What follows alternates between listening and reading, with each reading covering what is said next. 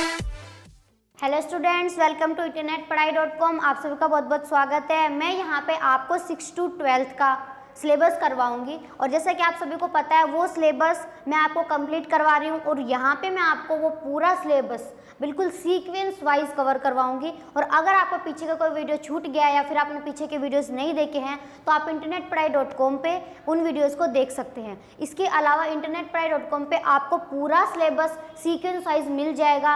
और इसके अलावा जैसे 6 to 12th का सिर्फ यही सब्जेक्ट नहीं, से मैथ्स है, फिजिक्स है, केमिस्ट्री है, उन सभी के कंप्लीट कोर्सेज आपको सीक्वेंस वाइज मिल जाएंगे। Hello students, welcome to internetpadhai.com।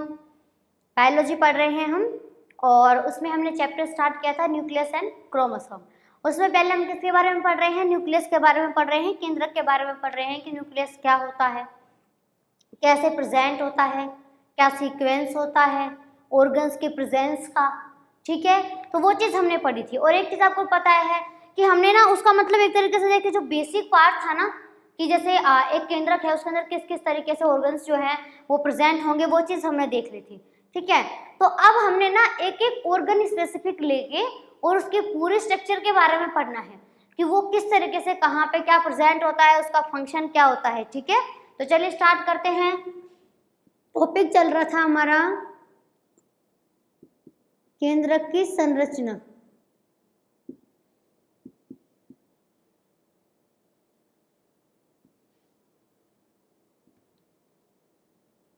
ठीक है, केंद्रक की संरचना के बारे में पढ़ रहे थे।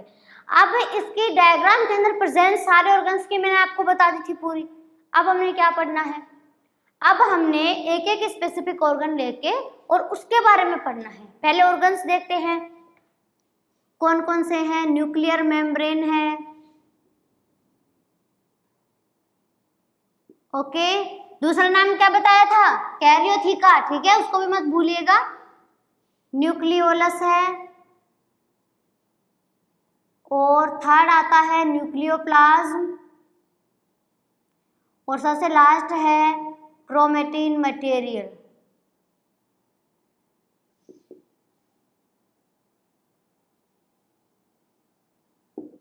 ये मेन पार्ट्स थे। अब इसके बारे में देखें, पहला ऑर्गन हम पढ़ेंगे कौन सा? Nuclear membrane.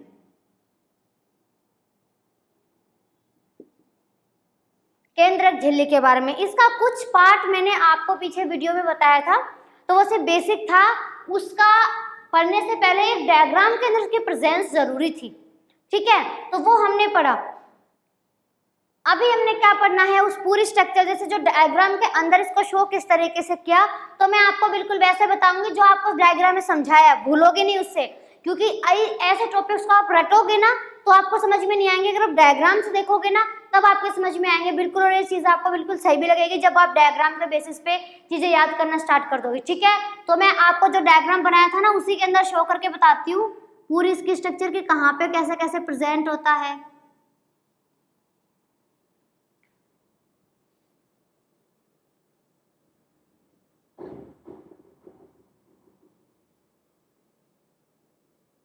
कुछ ऐसा ही बनाया था। इसी तरीके का डायग्राम शो किया था हमने।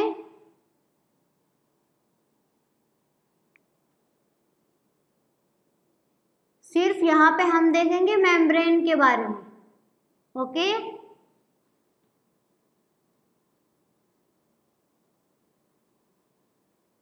मेम्ब्रेन देखते हैं हम यहाँ पे।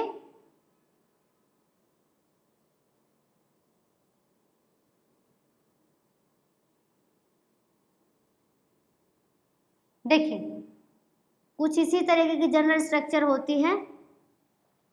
अब इतना जो पार्ट है इसके बात करते हैं। आप तो मुझे एक बात बताइए, एक ये लेयर रही, दूसरी ये लेयर रही, कितनी लेयर हो गई? डबल लेयर हो गई। कितनी लेयर हो गई? Double layer. फर्स्ट टॉपिक लिया हमने इसका क्या? लेयर। ठीक है, प्रेजेंस ऑफ लेयर। तो 2 लेयर दिख रही है और ये होती हैं 75 एंगस्ट्रॉम लेवल होता है इनका। कितना जो स्तर होगा वो किसका है? इन मेम्ब्रेन्स का है। ठीक है, यहाँ पे ये अंदर वाली जो है इसको क्या बोलते हैं, क्या बताया था आपको इसका नाम, इसको बोला था इनर मेम्ब्रेन। ठीक है, तो डबल लेयर है, उसमें से एक तो क्या है इनर मेम्ब्रेन,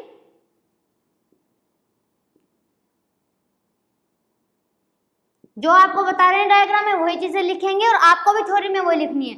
और इनर का मतलब होता है पता है अंदर, और ये इसका मतलब क्या होता है आउटर मेम्ब्रेन।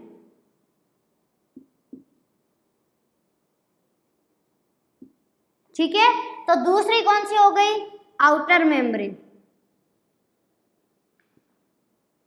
बताइए डायग्राम से कुछ अलग लिखा है। दोनों लेयर की बात करें, फर्स्ट लेयर लिए हमने, पहला जो टॉपिक इसके अंदर न्यूक्लियर मेम्ब्रेन में लिया कि क्या होती है, दो लेयर होते हैं इनर और आउटर। ठीक है, साइज कितना होता है 75 एंगस्ट्रॉम। दूसरी चीज सेकंड हम लेते हैं न्यूक्लियर पोर।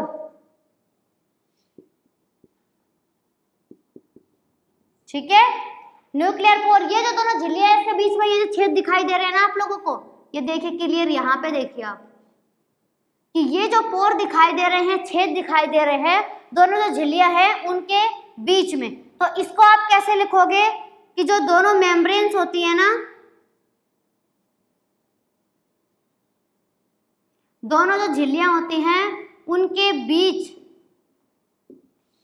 का जो पोर होता है, जो छिद्र होता है, उसको क्या बोलते हैं, न्यूक्लियर पोर बोलते हैं, उसको केंद्रक छिद्र बोलते हैं। ठीक है, अब ये कैसे, 300 एंगस्ट्रम से 400 एंगस्ट्रम। ओके, गोलाकार हो सकते हैं, अष्टकोणीय हो सकते हैं। अब इतना बताइए, इतना तो ठीक है। अगली चीज आती है कि यहाँ पे आप देखिए, अगला चीज हम यहाँ पे लेते हैं थर्ड, क्या, पेरी न्यूक्लियर स्पेस। ठीक है, देखिए ये इनर मेम्ब्रेन है, ये आउटर मेम्ब्रेन, तो यहाँ पे ये इनका ये जो स्पेस है ना वो क्या कहलाता है, पेरीन्यूक्लियर, यानी कि इनके बीच का जो स्पेस है, जगह जो है, उसको क्या बोलते हैं, पेरीन्यूक्लियर स्पेस। इसका मान होता है 10 से 15 नैनोमीटर। ठीक है, इनका ये बीच का जो स्पेस है वो क्या कहलाता है, पेरीन्यूक्लियर स्पेस। ठीक है, अगली चीज यहाँ पे क्या आती है कि आपको बताया था ना कि इस तरीके से कुछ स्ट्रक्चर्स प्रेजेंट होती हैं, पिछले डायग्राम में भी आपको बताया था इस चीज के बारे में, अगर आपको ध्यान हो तो। इसी तरीके का डायग्राम बताया था आपको।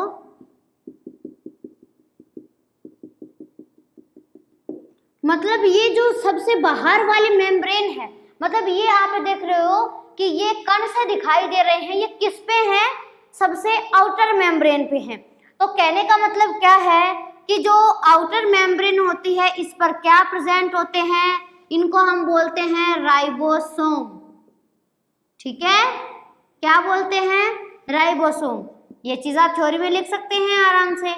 ठीक है, क्या कि जो बाह्य झिल्ली होती है, आउटर मेम्ब्रेन होती है, उस पर प्रेजेंट ये क्या है, राइबोसोम स्थित होते हैं। अपनी भाषा में लिख सकते हैं, यहाँ पे क्या होता है कि नई जो केंद्रक झिल्ली बनेगी उसका निर्माण किस तरीके से होगा।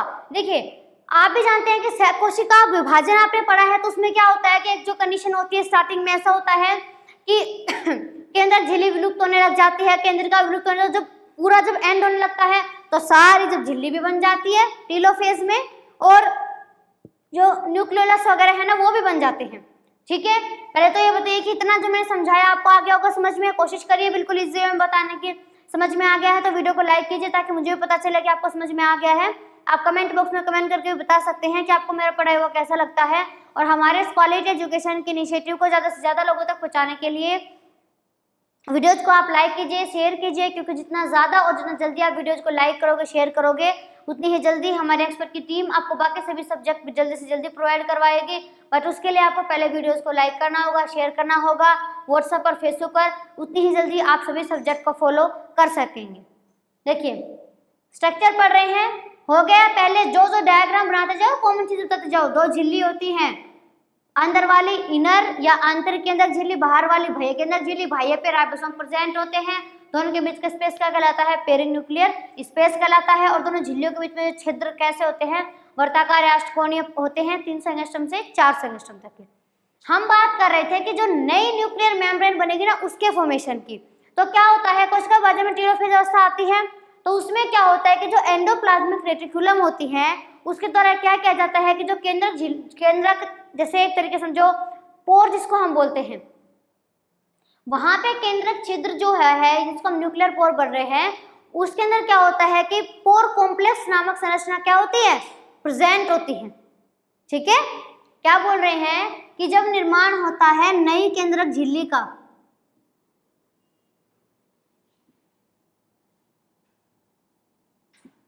तब क्या बताया? सेल डिवीजन की उसका निर्माण का पूछ सकता है कौन सी अवस्था में, कौन सी स्टेज?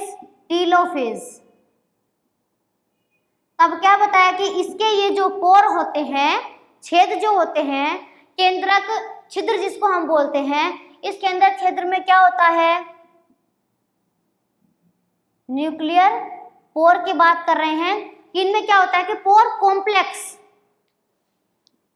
कौन सी स्ट्रक्चर? पोर कॉम्प्लेक्स नामक संरचना क्या होती है? प्रेजेंट होती है कि छिद्र है ये पूरे यहाँ पे इस तरीके से दोनों झिल्लियों के बीच में प्रेजेंट होते हैं। ठीक है, अगली चीज यहाँ पे क्या आती है? देखिए, ये तो हमने बोल दिया कि क्या होता है कि इस टाइप की स्ट्रक्चर प्रेजेंट होती है। इनके अंदर जो मैटर पाया जाता है, पदार्थ पाया, जिसको क्या बोलते थे? उसको एनुलाई। इसके अंदर के मैटर को क्या बोलते हैं? एनुलाई। ठीक है, और अगर हम यहाँ पे बात करें कि मेनली अगर जैसे जो जंतु कोशिकाएं होती हैं उनके अंदर जो केंद्रक है उसकी प्रेजेंस अगर हम देखें तो कैसी होती है? एनिमल सेल की बात कर रहे हैं हम। एनिमल सेल के अंदर केंद्रक की जो पोजीशन होती है वो सेंट्रल होती है। ठीक है, कि सेंटर पार्ट जो होता है, केंद्र वाला भाग जो होता है, उसके अंदर क्या पाया जाता है? ये प्रेजेंट होता है। ठीक है, और अभी एक चीज हम अगर इसकी बात करें कि हमने बोला पोर कॉम्प्लेक्स होता है, तो क्या होता है कि एक तरीके से जो भी, जैसे आपको पता है कि इसके अंदर जैसे मैटर भरा हुआ है और बाहर इसके अंदर छेद है, फिर उसके बाहर क्या है? कोशिका द्रव है, क्योंकि ये तो सिर्फ केंद्र के स्ट्रक्चर, इसके चार तरफ तो क्या है? कोशिका का पूरा नाम बोला है, तो सारे ऑर्गन्स और भी हैं, कोशिका झिल्ली भी है और भी बहुत सारी चीजें हैं। तो क्या होता है कि जो सभी जैसे मैटर होंगे एक्सचेंज तो किया जाएगा ना, तो वो सभी पदार्थ होते हैं ना, उन सभी पदार्थों का एक तरीके से अगर हम देखें, ये जो पोर कॉम्प्लेक्स होता है ना, इसी से होकर के क्या करना पड़ता है? आना जाना पड़ता है। मतलब ये जो पोर कॉम्प्लेक्स है इसका काम क्या हो गया कि जो भी पदार्थ होंगे उसके ट्रांसपोर्टेशन का, मतलब एक तरीके से देखें तो इसी के द्वारा क्या होता है? ये एक मीडियम है, जो भी पदार्थ होते हैं उनका आवागमन करने का। ठीक है, मतलब वो जो सारे पदार्थ होते हैं वो इसी से होकर के गुजरते हैं। ठीक है, तो इस तरीके से क्या होता है? ये था पार्ट किसका? न्यूक्लियर मेम्ब्रेन का। आप बता सकते हैं, बिल्कुल डायग्राम आना चाहिए आपको कि डायग्राम के अंदर किस तरह के सारी चीजें वही हैं जो आपको डायग्राम में बताई है, तो यहाँ से आप इजिली बता सकते हैं। तो ये था किसके बारे में? जो न्यूक्लियस का पहला पार्ट था, कौन सा? न्यूक्लियर मेम्ब्रेन, उसकी स्ट्रक्चर थी, उसका फंक्शन था, कैसे किस तरीके से कौन सा ऑर्गन प्रेजेंट होता है। तो यहाँ से आप इजिली बता सकते हैं। अगर आपसे पूछता है तो सिर्फ ध्यान के रखना, डायग्राम को बनाते चलना है। तो उम्मीद करती हूँ आपको समझ में आ गया होगा। अब बात आती है आपके आज के क्वेश्चन की। तो आपका जो आज का क्वेश्चन है वो पता है क्या है? आपका जो क्वेश्चन है वो ये रहेगा कि जैसे क्रोमोसोम्स होते हैं, तो आपको बताना है कि सबसे बड़ा क्रोमोसोम कौन सा होता है। कमेंट बॉक्स से कमेंट करके बताइए कि उसका नाम क्या है। अगर आपको मेरा पढ़ाया हुआ समझ में आया, आपको वीडियोस पसंद आया, तो आप वीडियो को लाइक करके बताइए कि आपको समझ में आ गया है। और अगर कोई कन्फ्यूज़न है, कोई डाउट है, कोई क्वेश्चन है, तो आप कमेंट बॉक्स में कमेंट करके बता सकते हैं। यहाँ पे आपके हर क्वेश्चन का रिप्लाई दिया जाएगा। और यहाँ मैं आपको 6 to 12 का कंप्लीट सिलेबस करवाऊँगी।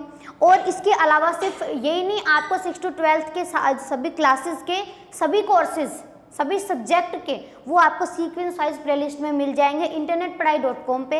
इसलिए ना तो आपको कोई टॉपिक सर्च करने की ज़रूरत है, ना आपको कोई दूसरा ट्यूशन क्लासेस जाने की ज़रूरत है, ना पैसे वेस्ट करने की ज़रूरत है। पर इसके लिए आपको हम कंप्लीट मैटर दे रहे हैं, लेकिन आपको वीडियोज़ को ज़्यादा से ज़्यादा लाइक करना होगा, शेयर करना होगा, क्योंकि जितना ज़्यादा आप वीडियो को लाइक करोगे, शेयर करोगे, हमारे एक्सपर्ट की टीम उतनी ही जल्दी आपके सभी क्लासेस के अदर सभी सब्जेक्ट उनके कंप्लीट कोर्सेज आपको प्रोवाइड करवाएगी, वो भी सीक्वेंस वाइज, और आपको पूरा मैटर जल्दी से जल्दी प्रोवाइड करने की पूरी कोशिश की जाएगी। वो आपको internetpadhai.com पे पूरा मैटर प्रोवाइड करवाएंगे। और अगर आपने सब्सक्राइब नहीं किया है तो कर दीजिए और साथ में बेल आइकन को ज़रूर प्रेस करिए ताकि आपको डेली अपडेट्स मिलते रहें, चैप्टर टू चैप्टर आपको कंप्लीट सिलेबस मिलता रहे।